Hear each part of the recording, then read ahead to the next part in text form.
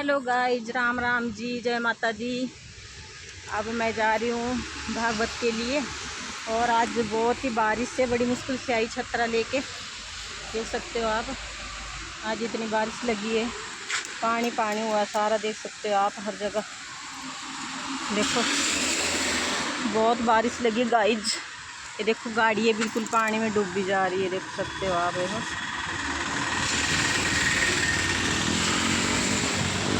इतना पानी है,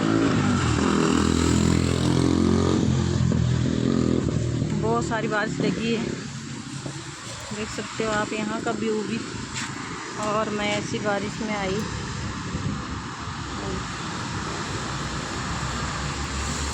बहुत ज़्यादा बारिश चली है। सड़कों में इतना पानी है कि क्या बोलूँ मैं आपको। ये देखो कितना पानी है, तो गाड़ी अब डूब जा रही है। देखो सड़क फुल हो गई पानी से। अब देखना आपने, बस आई है। देखो देखो कितना पानी है। जब जा रही हूँ भागवत के लिए। अब अंदर का व्यू बताती हूँ मैं। ब्याह जी कितना अच्छा सुनाते हैं हमारे, बताऊँगी अंदर का व्यू आपको।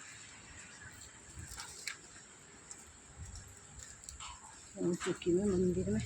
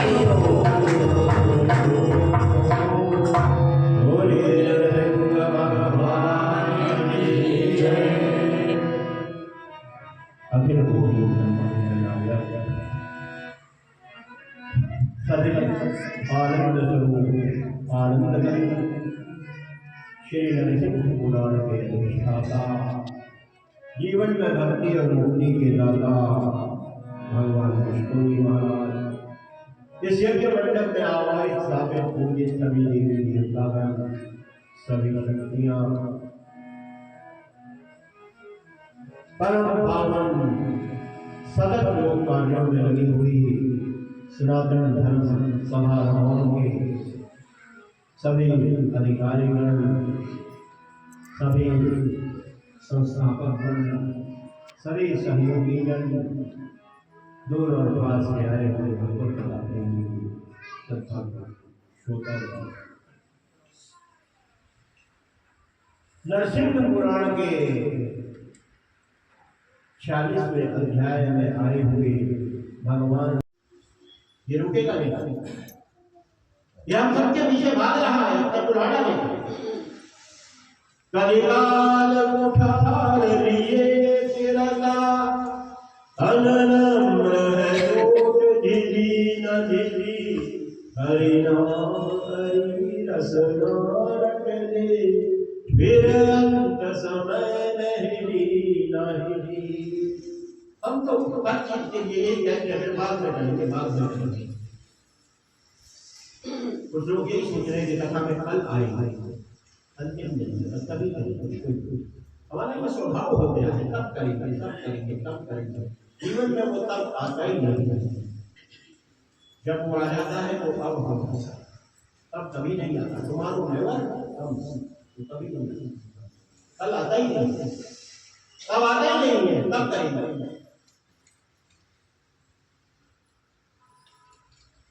तो अपनी कथाओं में सोने को लेकर एक बड़ा अच्छा दृष्टांत सुनाया करते हैं। दो बड़े ब्रह्मज्ञानी भजन करने वाले गुजराती पति पत्नी की कथा सुनाया करते थे, जिनमें पति का नाम रामता था और पत्नी का नाम भागता था। ये रामका और मांका पति पत्नी एक बार हिमालय की यात्रा को जा रहे थे। चिवड़ा चावल खाते, दोनों भोजन करते और बड़े आराम से प्रभु भक्ति में जीवन बीत रहा था। हिमालय की यात्रा करते जा रहे। रामका आगे आगे चल रहे हैं, पत्नी मांका थोड़ी पीछे चल रही है। और चलते चलते एक जगह को रामका ने क्या देखा, आगे धरती पर नौलखा हाथ पड़ा बस। सोचने लगे भाई मैं तो चलो जैसे तैसे बच जाऊंगा सोने के रूप से, लेकिन देवी जी ने देख लिया बड़ी दिक्कत होती। माताओं बहनों को ये ज्वेलर्स की शॉप दिख जाए ना, गड़बड़ हो जाती है। गए थे बाजार में कुछ लेने के लिए और फिर देवी जी ने कह दिया इधर चलो।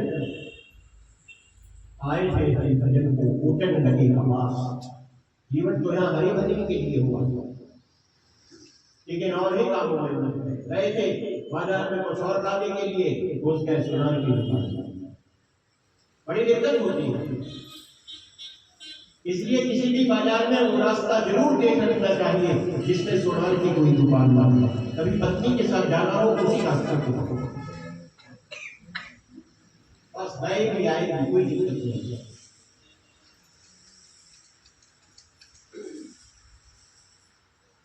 रामका ये सोचने लगा मैं तो निकल जाऊंगा, लेकिन पीछे देवी जी को अगर ये नौलखा हाथ दिख गया गड़बड़ हो जाएगी, सारा भजन भजन हो जाएगा। चलते चलते ही उसने इतनी होशियारी की बंधुओं, अपने दाएं पांव से इतनी मिट्टी उठाई कि वो नौलखा हाथ ढक गया। पत्नी तो पीछे आ गई, अब उसको दिखेगा नहीं। और देखिए बंधुओं विधि का विधान, जिस पत्नी से इस सोने को बचाना चाहते थे उसकी दृष्टि ना पड़े, उसने पहले ही देख लिया। पति से आगे निकल गई थी बंधुओं, अपने पति को कहा अरे मूर्ख, मिट्टी के ऊपर मिट्टी क्यों डाल रहा, तो अपना भजन कर, आगे चल। यानी पति की दृष्टि में अभी भी सोना है, लेकिन पत्नी ने तो पहले उसको मिट्टी माना हुआ है, इसलिए पति को ज्ञान दे रही है तू मिट्टी के ऊपर मिट्टी क्यों डाल रहा है, अपना भजन कर। बड़ी सुंदर कथा सुनाते थे।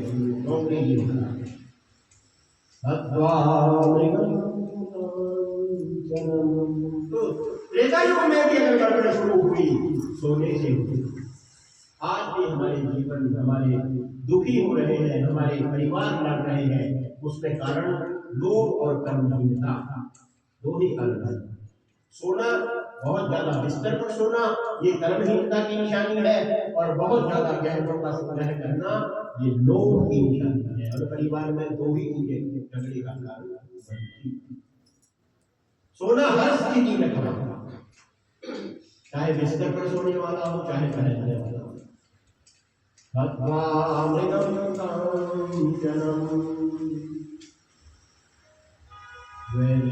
हरणम जटायु मरणम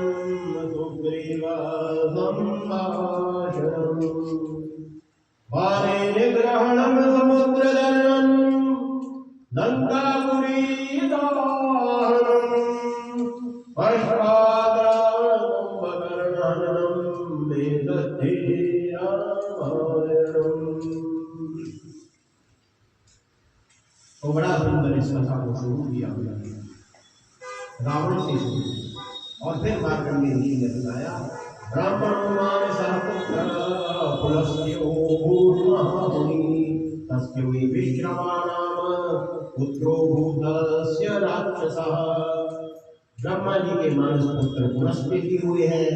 पुलस्त्य ऋषि के पुत्र था विश्रवा नाम का, और विश्रवा के यहाँ एक पुत्र हुआ तस्य वै विश्रवा नाम पुत्रो भूतस्य राक्षसः। हम बार बार आपकी बातें हुए भी यही बोलते हैं सुख संपत्ति धन पाए,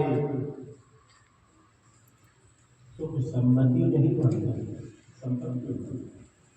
जबकि जीवन के लिए सम्मति जरूरी है। राजा दशरथ को खूब सम्मति थी, राज्यों के साथ खूब प्रेम करते थे, खूब अयोध्या का विशाल राज्य, इसलिए संतान नहीं भी थी तो उनको कोई चिंता भी नहीं थी कभी भी इस बात की। उन्होंने कामना नहीं की। तो इससे पूर्व हमको राम चरित्र को, राम के जन्म की कथा को शुरू किया जाए। थोड़ा भगवान राम के चरणों में पुष्पांजलि चढ़ाएंगे और फिर राम जन्म की कथा की ओर चलेंगे। बंधुओं, बोलिए सियावर रामचंद्र भगवान की जय। श्री रामचंद्र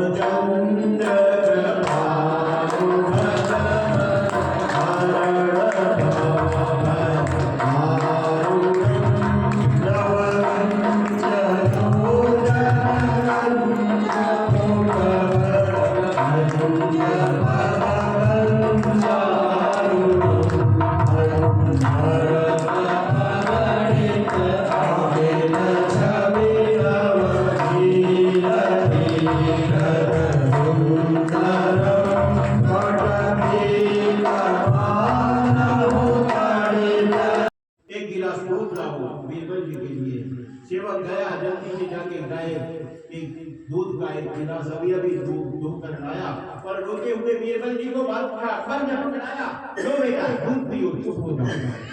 रोते रोते बीरबल जी ने गिलास पकड़ा, बादशाह करके हाथ से पिया, आधा पिया, फिर रख दिया, फिर रो रहा।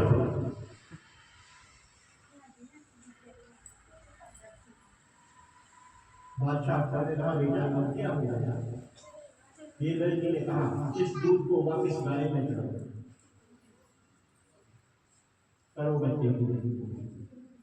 उसने तो रोना ही कर सकते हैं, रोता ही गया, रोता ही गया। अकबर ने बोला कोई बात नहीं, बीरबल जी को कहा ठीक है, कल से टाइम पे आना, हो गया, चलो कोई बात नहीं, कल से थोड़ा समय का बच्चों की एक बार बिगड़ जाए उनको संभालना बड़ा मुश्किल। गुरु वशिष्ठ का बेटा रोता ही जा रहा है, रोता ही जा रहा है, जब बहुत व्यवधान दशरथ राजा ने कहा, अरे गुरु जी पूछो आपका बेटा क्या चाहता है। और जैसे ही वशिष्ठ जी नीचे झूठे अपने 4 वर्ष के बेटे के मुंह के पास अपना कान लिया, खड़े होकर राजा दशरथ को कहा, अरे दशरथ मेरा बेटा ये कह रहा है, अरे पिताजी आपने अपनी जिंदगी निकाल दी, राजा दशरथ को अपना चेला बनाया, मैं किसको चेला बनाऊंगा? इस दशरथ के तो कोई बेटा भी नहीं, मेरा चेला कौन बनेगा? मैं तो इसलिए रो रहा हूँ, आपकी जिंदगी तो निकल जाएगी, बाद में मेरा क्या होगा? इस राजा का कोई बेटा ही नहीं है। और एकदम राजा दशरथ के मन में पुत्र इच्छा ने जन्म लिया, और वो स्वामी तुलसीदास ने लिख दिया, एक बार भूपति बन माही भय गलानी मोरे सुतना। हमको ये रूप नहीं चाहिए, प्रकट होते ही झाड़ पड़ी माता, भगवान को भी माँ की सुनिए बच्चे। चतुर्भुज रूप में विष्णु जी ने कहा, मैं क्या करूं माता जी, आप ही बताओ। बच्चे बने और बच्चे बन गए, छोटे से बच्चे बन गए, अब भी मां खुश नहीं है। विष्णु जी ने कहा, अब क्या गलती हो गई? तो माता ने कहा, रोना शुरू कीजिए, बच्चे रोते हैं। विष्णु जी ने कहा, मैं क्यों रो, मुझे क्या मुसीबत हुई? मां को शंकर ने कहा, आपने संसार में जितने लोगों को भेजा सब रो रहे हैं, सब मुसीबत में है, जब उनको रुला रहे हैं आपको भी रोना होगा। और विष्णु जी को रोना, माता की ध्यान पड़ी, माता पुनि बोली सोमति बोली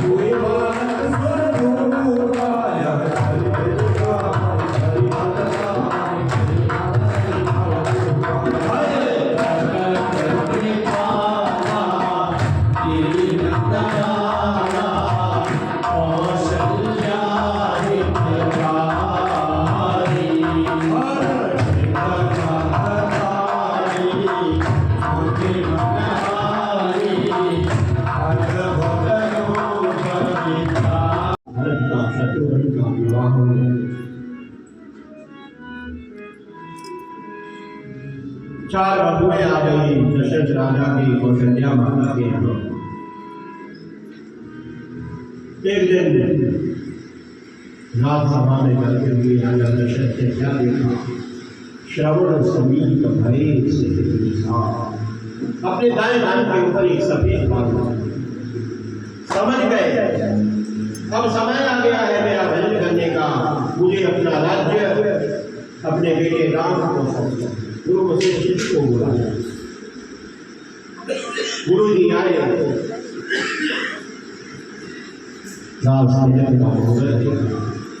इसी रीति कैसी घटना घटी। मंथरा नाम की दासी ने केकई को बुलाया, उन्होंने राजा को आपत्ति काल में जो वचन दिए थे वो वचन मानते हुए ये कहा, मेरा बेटा राजा बनेगा, राम 14 वर्ष वन में रहेगा,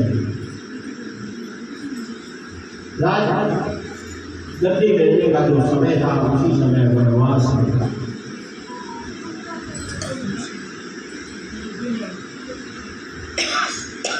भरत जी ने रोते हुए गुरु जी से प्रश्न किया, महाराज गुरु जी ऐसा होना चाहते हैं, मेरे भाई का लाश मिलन होना था, उसको तो वनवास हो गया।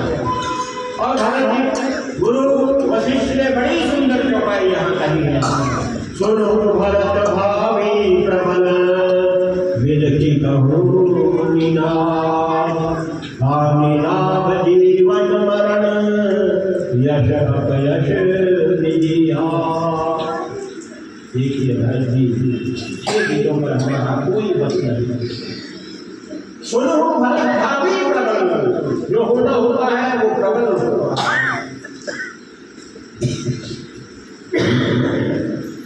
वरना वशिष्ठ जी जैसे विद्वान मुनि रोकना नहीं।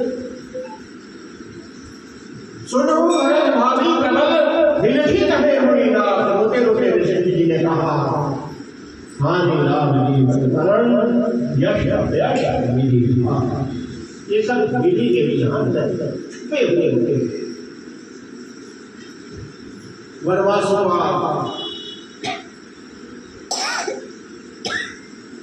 सीता माता भी तैयार हुई, मैं भी साथ जाऊंगी, लक्ष्मण जी ने भी कहा मैं भी साथ जाऊंगा। सुमंत राजा दशरथ कौशल्या के कई कल घूमने के लिए आए, और फिर आगे जब गंगा की सीमा शुरू हुई तो फिर खुद ही जा रहे हैं। अब गंगा से पार जाना था तो बड़ी लोगों को ये पता लगा हमारे होने वाले राजा को वनवास हो गया है और कल वो गंगा को पार करेंगे।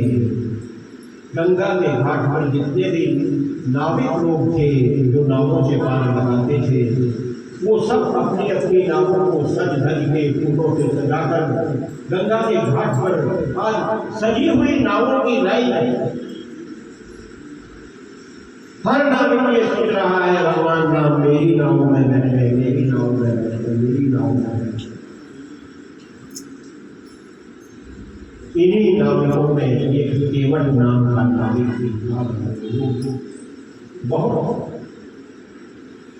साधन संपन्न नहीं था, पर जैसे जैसे नाव को चलाकर अपनी और अपनी पत्नी का गुजारा किया करता।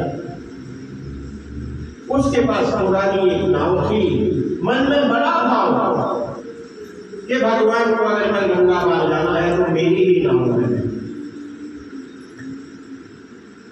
लेकिन जब शाम को गंगा के घाट का चक्कर लगाया तो एक किनारे में इसकी पुरानी नाव पड़ी हुई और सब सजी हुई सुंदर सुंदर नावें फूलों से गंगा के घाट पर खड़ी।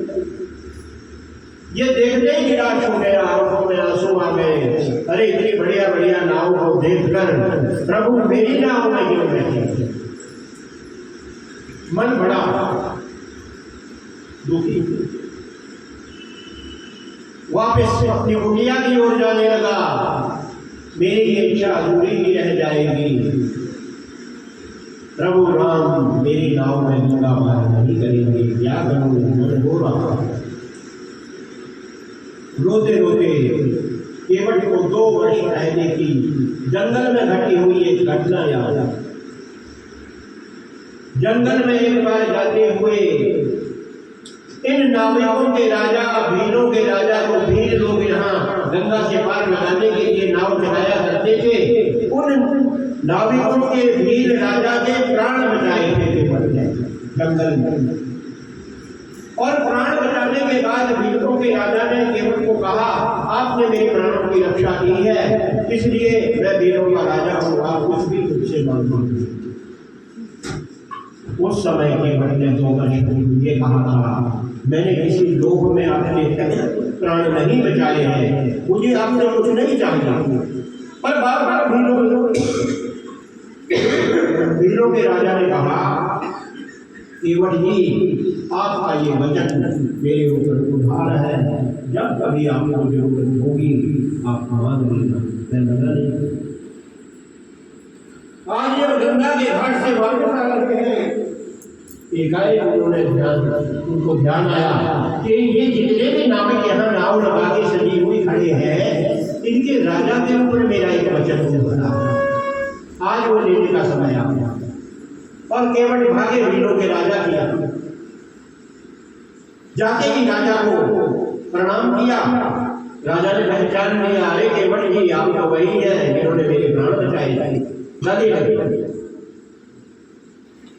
केवट ने रोते हुए कहा, अगर आपको याद हो 2 वर्ष पूर्व आपने मुझे एक वचन दिया था। हाँ केवट मुझे याद है, अगर आप कहें तो मैं आज आपसे कुछ मांग लूं। राजा तो राजा हुसैन है, वो देने में कमी नहीं करता। उन्होंने कहा, हाँ मांगिए केवट जी, जो आपको चाहता। केवट ने रोते हुए निवेदन किया, मेरी एक ही इच्छा है, प्रभु राम जो आज गंगा पार करेंगे वो मेरी ही नाव में गंगा पार करें, पर वो मेरी नाव में नहीं बैठेंगे। आपके नाविकों की, आपके अनुचरों की सुंदर सुंदर नावें वहाँ पर हैं, तो अगर आप मुझे वचन देना चाहते हैं तो अपने सारे नाविकों को ये आदेश दें कि कल सुबह जब भगवान राम गंगा के तट पर आए तो सिवाय केवट की नाव के वहाँ दूसरी कोई नाव नहीं होगी, ताकि भगवान राम को मेरी ही नाव में जाना, कोई विकल्प ही नहीं छोड़ा भगवान के लिए। राजा ने इस वचन को पूरा किया और रात में ही अपने नाविकों को आज्ञा दी थी, मैं कल सुबह गंगा के घाट के ऊपर किसी की नाव नहीं रहेगी, केवल मेरे भक्त केवट की नाव वहां रहेगी। भगवान राम, लक्ष्मण, सीता जब गंगा पार करने आए, वहां एक पुरानी नाव केवट का था।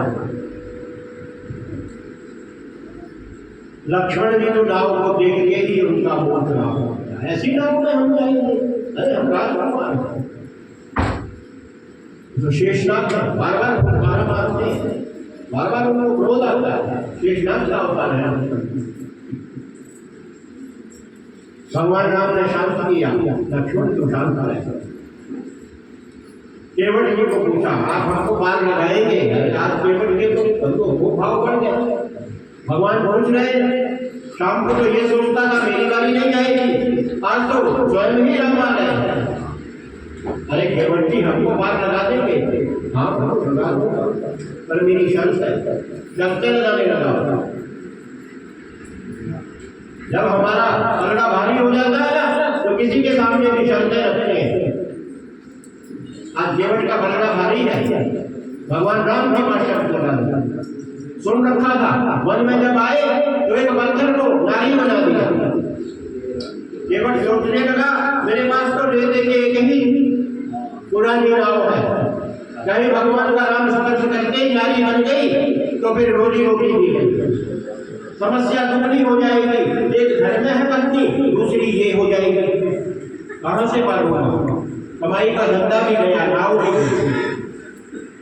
तो केवट ने एक शर्त लगाई, प्रभु नाव में तो जरूर बिठाऊंगा, लेकिन पहले मैं आपके पांव धोऊंगा। ये अवसर तो अभी तक न सीता माता को मिला था न लक्ष्मण जी को। गले लक्ष्मण जी, अरे तू साधारण बंदा हमारे भाई के पांव धुलाएगा?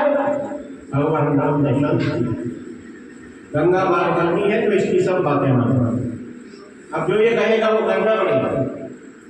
लकड़ी का कठौता लाया उसमें पानी लाया,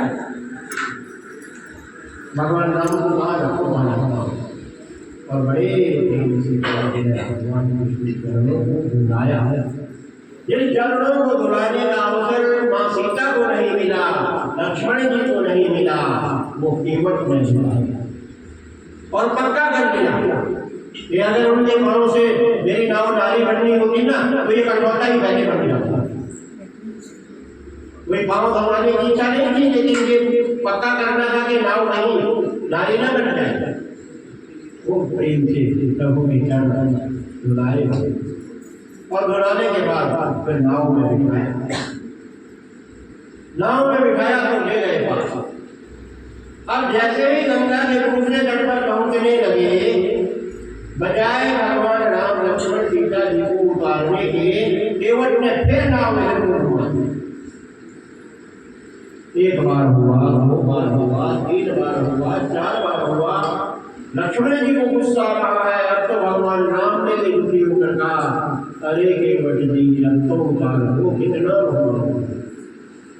केवट ने इतना ही हाथ जोड़ के कह दिया, प्रभु आपने संसार में लोगों को लाख 84 चक्करों में छोड़ रखा है, खुद 4 ही चक्करों से बदला है।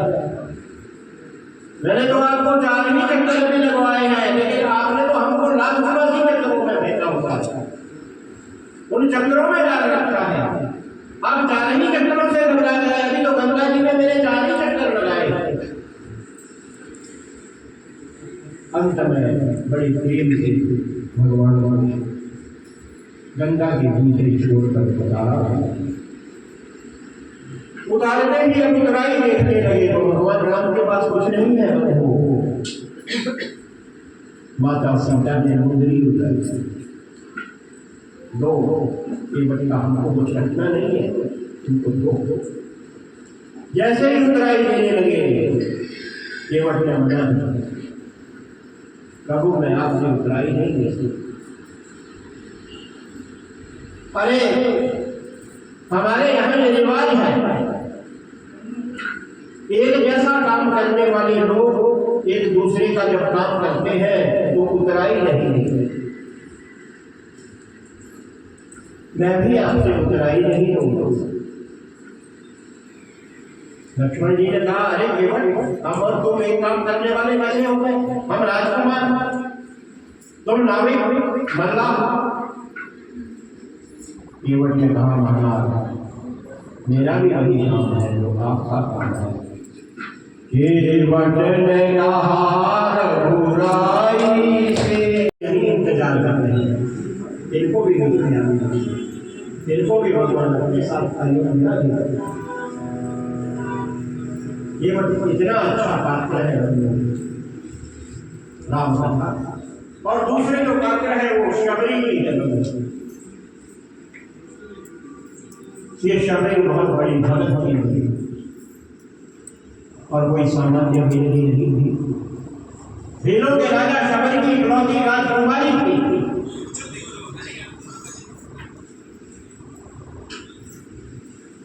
सुग्रीव से मिलने के लिए ऋषिमुख पर्वत पर जाने के लिए बहुत से रास्ते थे बंधुओं, लेकिन भगवान राम और लक्ष्मण ने वो रास्ता पकड़ा जिस रास्ते में शबरी भी इंतजार कर रहे।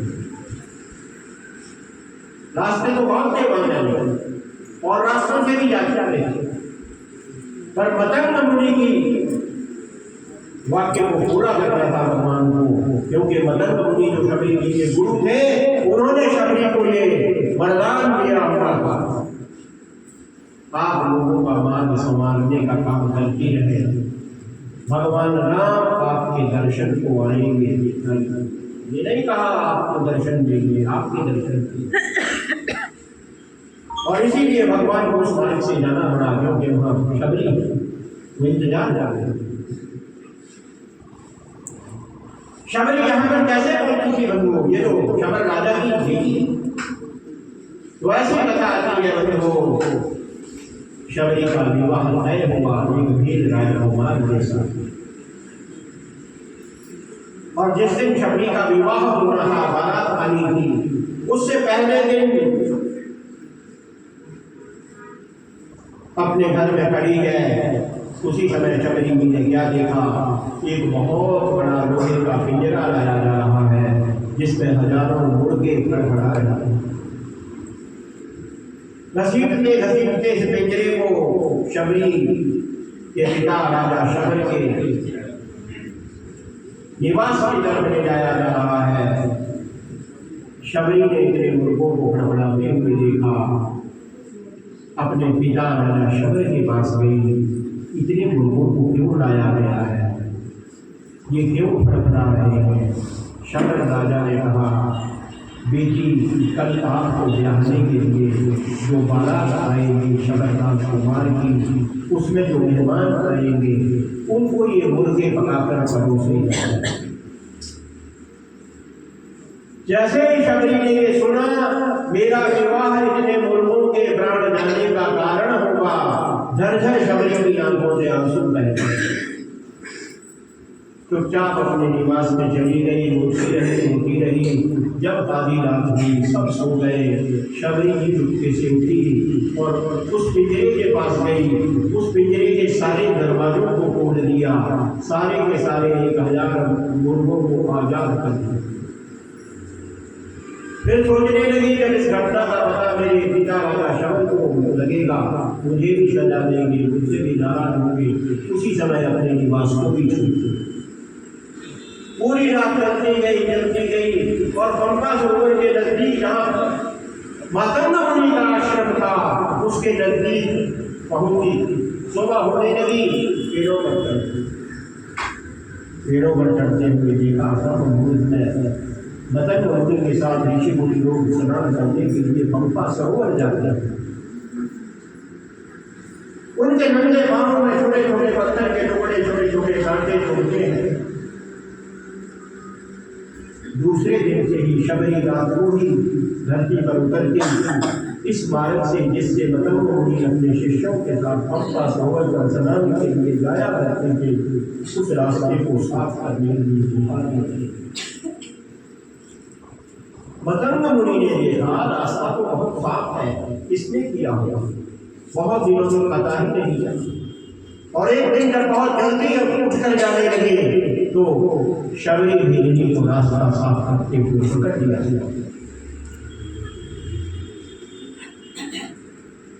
शबरी के इस पुण्य कर्म से प्रसन्न होकर मतंग मुनि ने उनको आशीर्वाद दिया, आप अपने इस कार्य को समर्पण भाव से करते रहे। ऐसा युग में भगवान विष्णु जब अपनी लीलाएं करेंगे, आपके दर्शन को यहाँ आएंगे। तभी से शबरी बंधु इंतजार कर रही थी भगवान राम। राम राम रटते रटते, राम राम रटते रटते, राम राम रटते रटते, राम राम रटते रटते, राम राम रटते रटते, तेरे ओ मरिया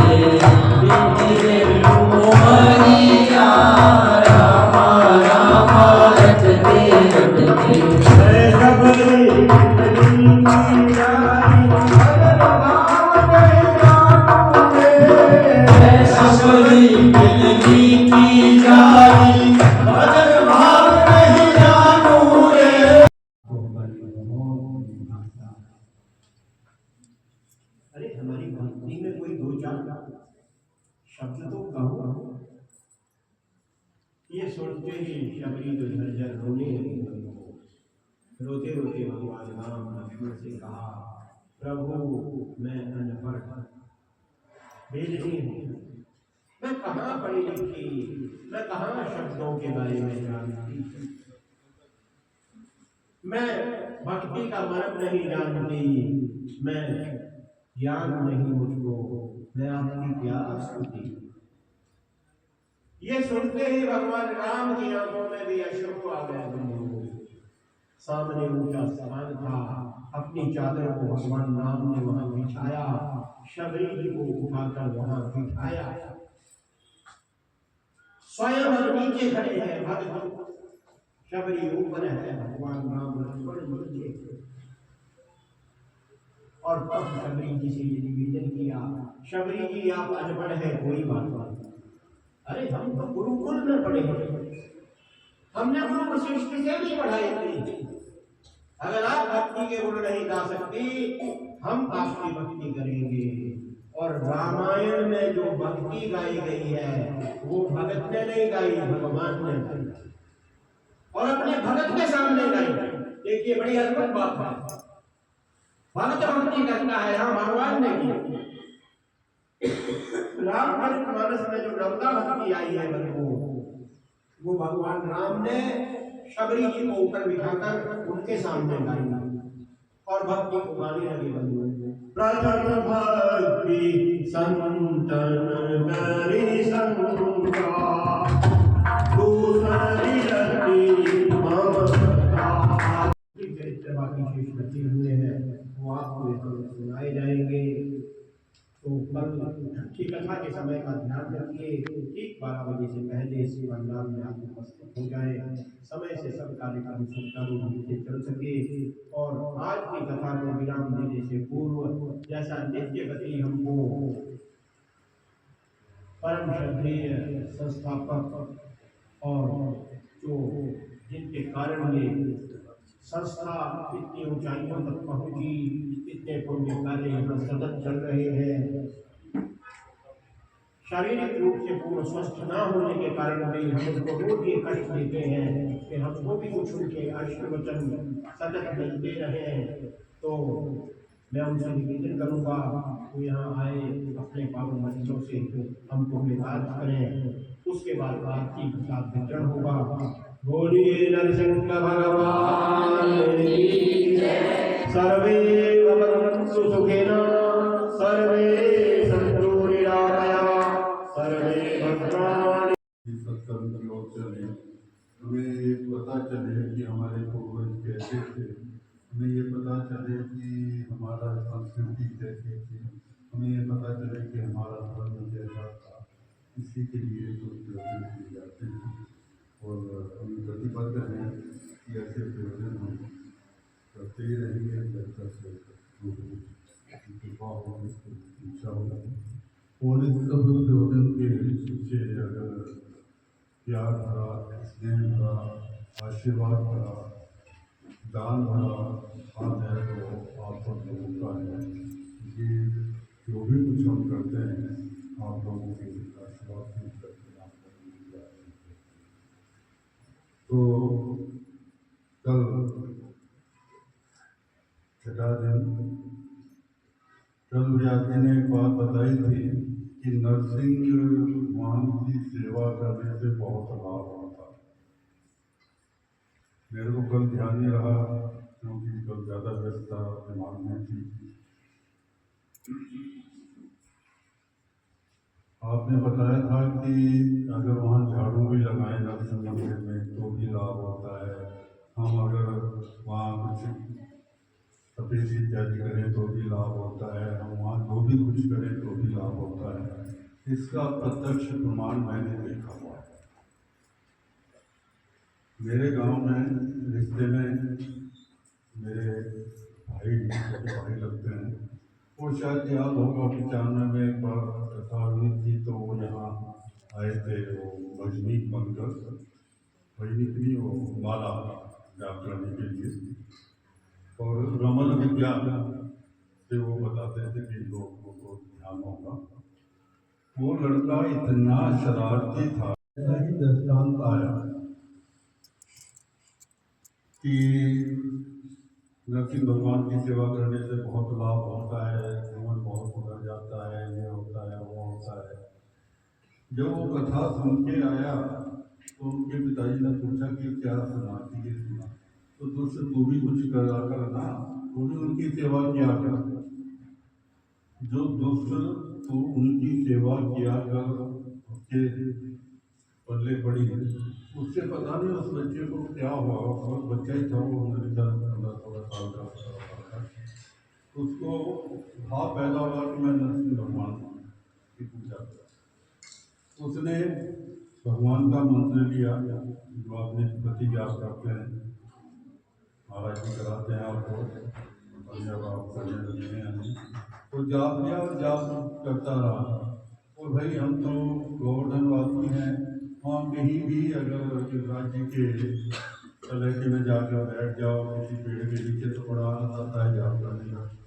आप लोग तो सैर करने जाते हैं या मंदिरों में वो करने जाते हैं, पर अगर वास्तव में आप गिरिराज जी के बिल्कुल परिक्रमा साथ साथ दें तो आपका मन करेगा कि हम कहीं बैठकर थोड़ा सा भगवान का चिंतन करें।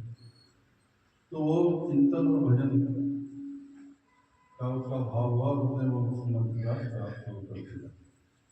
मंत्र का जाप करते करते उसको एक रोज ऐसा आभास हुआ जैसे भगवान ये कह रहे हों कि यहाँ कहीं भी मेरा मंदिर नहीं है, तुम मंदिर बना। उसने मंदिर बना दिया, अभी वो मंदिर है, छोटा है और अभी वो मंदिर, वो मंदिर बनाया, उनकी सेवा करने लगा। प्रभु की पता नहीं क्या कृपा हुई, कहीं से उसको कोई नहीं, तो जो प्रभु चिंतन करते हैं उसको न तो खाने की चिंता करनी चाहिए, न उसको पहनने की चिंता करनी चाहिए, न उसको रहने की चिंता करनी चाहिए, फिर वो उसकी ड्यूटी हो जाती है। वैसे तो जब उसने इस संसार में भेजा है तो सब कुछ निश्चित करके भेजा है, पर जब कोई उसके करीब जाने लगता है, जब उसके कोई समीप होने लगता है तो वहाँ से विशेष आशीर्वाद मिलने लगता है, वो सारे कार्य तो करते हैं हम कल सातवां दिन है, ये कहिएगा कि हमारे कार्यक्रम का विश्राम का दिन है।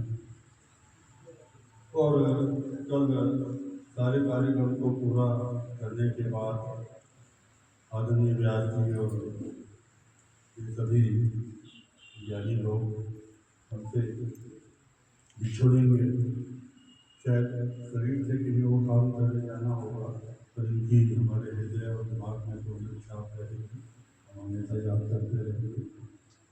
तो कथा 7 दिन सुन के अगर हम कथा के ऋण को न चुका पाए तो फिर हमारे को लाभ नहीं होता। इसलिए कल 7वें दिन आप जो भी अपनी श्रद्धा से जो आपका भाव बनता हो, आपका पत्र है, पुष्प है, फल है, मैंने तो कल भी बताया था कि पत्ते चढ़ा दो, जो भाव बनता है अपनी श्रद्धा से जो आप उन लोगों की चढ़ाएंगे वो आपको सहज गुना होकर मिलेगा, ऐसा मेरा विश्वास है। तो आप सभी इस दृष्टि से आए कि हम आशीर्वाद देंगे और अपनी तरफ से उनको। ये हमारा वार्षिक उत्सव होता है, हमारा यथावत जैसे 6 दिन से चलता आ रहा है, 7:30 बजे पूजा प्रारंभ हो जाएगी। और जो चीज़ चलती आती है उसमें अगर कहीं बदला है तो उसका कोई मतलब नहीं होता है, तो 7:30 बजे प्रारंभ हो जाएगी और करीब 9 बजे से हमारा गाँव का कार्यक्रम शुरू हो जाएगा। हमने आग्रह किया है कि चतुर्थी से अगर उनको समय मिला तो पुनः के समय वो यहाँ पधारेंगे, तो 11:30 बजे पूर्णाहुति हो जाएगी। उसके बाद 15 मिनट आप भजन कीर्तन करेंगे, जो लोग ऑलरेडी जल्दी कराएंगे वो जलपान करना चाहेंगे तो जलपान कर लेंगे और उसके तुरंत बाद 11:30 जैसा ही समय होता है, ज़्यादा से ज़्यादा 12 दिन का आशीर्वाद होगा, उनके ज्ञान का आशीर्वाद होगा। और उसके बाद हमारा जो भी थोड़ा बहुत यहाँ बड़े बड़े ज्ञानी हैं यहाँ पर, अगर कुछ मैंने आग्रह मान दिया तो उनका इस परिषद के मामले में, इस संस्था के मामले में वो आप लोगों को बताएंगे। और उसके बाद यहाँ आरती और ज्ञान के प्रसाद के बाद आप मुझे प्रसाद लेकर अपने घर आनंद से जाएंगे। पर मैं ये कहूँगा जो भी यहाँ इस वक्त आया है तो ये जरूर संकल्प लेके जाए कि मैंने, देखिए आपने भगवान कृष्ण भी पधारेंगे और भगवान कृष्ण का जन्माष्टमी आ रही है 15 तारीख की। मैंने गलती से 16 बता दिया था, पर यहाँ के विद्वानों ने बताया कि वो 15 ठीक है, तो हम भी 15 को ही जन्माष्टमी करेंगे। अब जन्माष्टमी पर भी हमारे थोड़े से प्रोग्राम होते हैं। 12 को कल हम यहाँ व्यस्त रहेंगे। 13 की सुबह से ही 5 बजे से, सुबह 5 बजे से हम नगर परिक्रमा कीर्तन करते हुए करेंगे। प्रभात फेरी जिसको कहते हैं वो हम करेंगे। 13 को भी करेंगे, 14 को भी करेंगे और 15 की सुबह भी करेंगे। जब भगवान के तरफ करना तो समय का नहीं विचार है। 15 की सुबह भी करेंगे और 15 को ही हमारे स्कूल में 15 अगस्त मनाया जाता है। उस रोज बच्चों का कार्यक्रम भी होता है, तो 3 बजे हम यहाँ करेंगे। और जैसा मेरे को बताया गया आगे वो मैं आप लोगों को बता रहा हूँ। तो 17 तारीख को उत्सव होगा, तो यहाँ 17 तारीख को करेंगे। इस प्रकार से हमारा ये प्रोग्राम है। तो एक देवी मेरे को कह रही थी कि कल या किसी रोज हमारे यहाँ भी प्रभात फेरी करने आ जाना।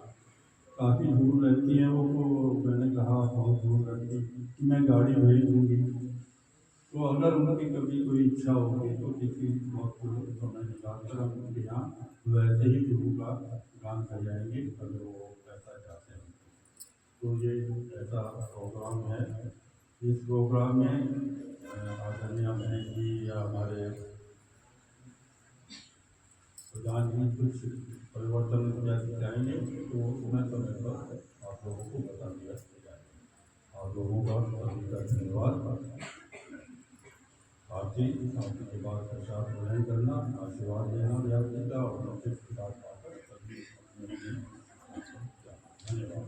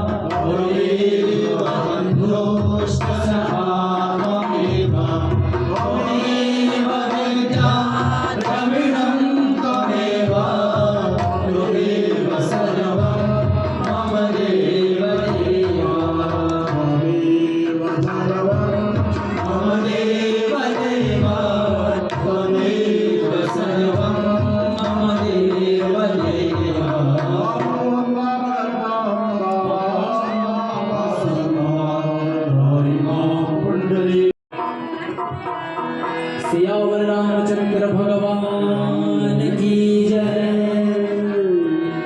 सियावर रामचंद्र भगवान की जय।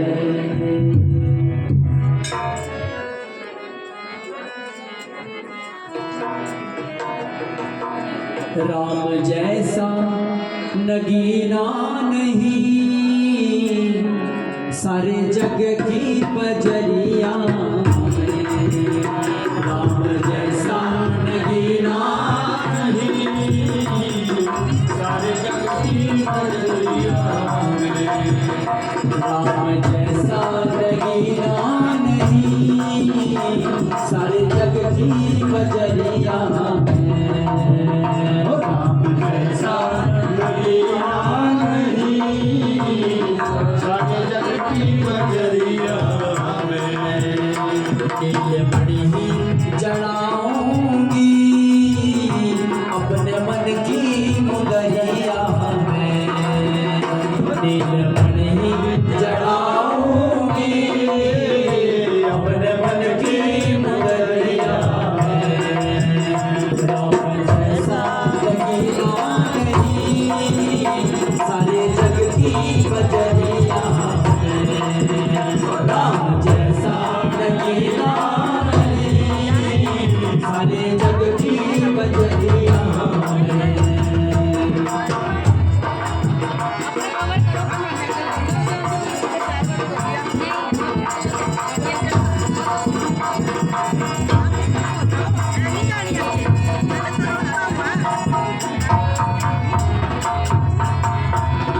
राम का नाम प्यारा लगे रसना नैनों की फुलरिया में। मैं तो मूरत बसाऊंगी अपनी शामल बजरिया में।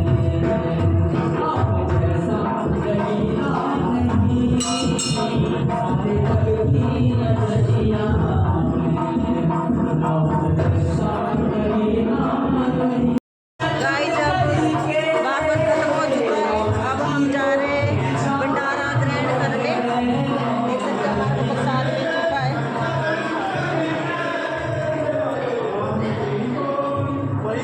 आप देख सकते हो यहाँ संगत बैठ चुकी है भंडारा खाने।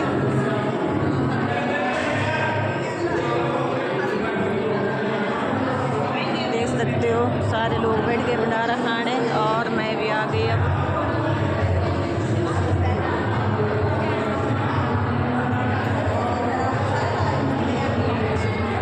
गाइस मुझे प्रसाद भी मिल चुका है, देख सकते हो आप। मैं प्रसाद लेके आ गई। चलो अब वो सेवा करने वाले देखो भाई जी सेवा कर रहे बेचारे, आगे करे दीदी भी सेवा में लगे हो सब।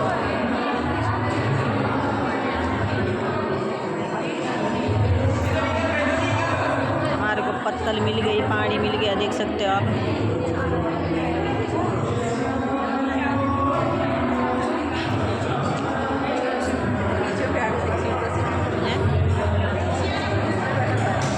हाँ, इधर भी जाएगा पता नहीं है यार।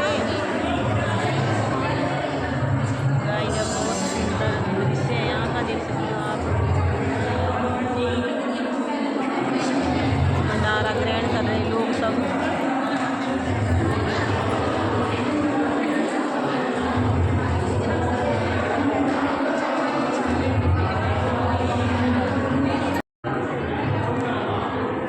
गाइस देख सकते हो हमारे को बेदाना मिल चुका है, सबको डाल दिया, डल गया खाना, खाने लगे सब, देख सकते हो आप। और मैं भी अब ग्रहण कर रही हूँ भोग, देख सकते हो मेरा भोग। देख सकते हो कितना पानी है सड़कों में, हमारे बहुत बारिश हो गई सोलन में, देख सकते हो। देखो गाड़ियाँ कैसे चली पानी में,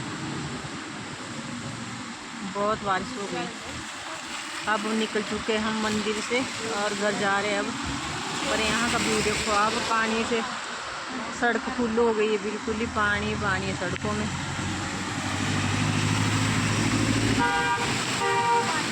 बहुत सारा पानी देख सकते हो।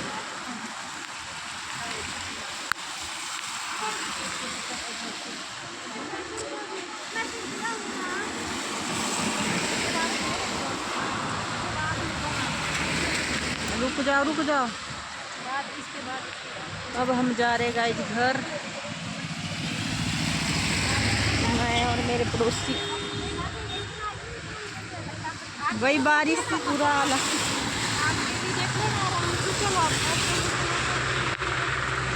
चलो चलो क्रॉस हो।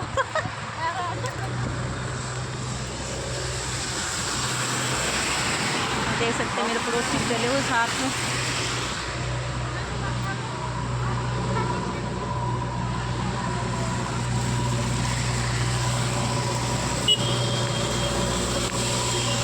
बारिश बहुत तेज लगी है गाइस। अब हम जा रहे हैं अपने घर पर। बारिश का तो देख लिया आपने यहाँ का व्यू। देख सकते हैं यहाँ पे कितना पानी, पूरी सड़कें पानी से भर गई है। पूरी सड़क देखो पानी पानी, सड़कों में बहुत बुरा हाल है। पूरी पानी से भरी सड़कें यहाँ।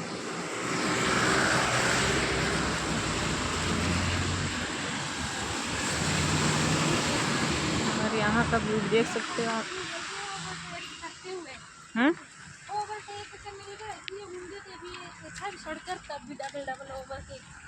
हाँ वही तो ना, देख सकते हैं हमारे पड़ोसी है। हेलो बाबा, आपने देखा होना इनको नीचे हम भजन करते जब कृष्ण जन्माष्टमी थी तब देखा होना आपने गाइज। देख सकते हो आप इनको भी। बाय बाय कर दो।